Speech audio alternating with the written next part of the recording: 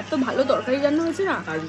শনিবার দিন তো এমনি নিরামিষ, আর তার মধ্যে সেদিন ছিল গ্রামের সব থেকে বড় শীতলা মায়ের পুজো। নিরামিষ সবজি, কিন্তু মামি এত সুন্দর রান্না করেছে, এক কথায় লাজবাব। আমাদের ছোট্ট সুন্দরী সুন্দরী। আচ্ছা, ওটা সব্যসাচী পড়েনি, ওর কোনো প্রবলেম হবে না? দুপুরবেলা জমজমাটি খাওয়া দাওয়ার পর রেস্ট করেই চলে গেছিলাম মাসির বাড়িতে। লুচি, আলুর দম, মিষ্টি গপ খেয়ে নিয়েছি। এই সময় তাজা করা খাওয়াটা আলাদাই। চালটাকে ভালো করে গুলে সেটাকে আমসত্ত্বের মধ্যে পুরো বিছিয়ে সুন্দর করে ঠান্ডা করে গুটিয়ে গুটিয়ে রেখে দেয়। সেটাকে পরে গরম জলের মধ্যে ভিজে এইভাবে এই যে তালের বড়া তৈরি হয়েছে।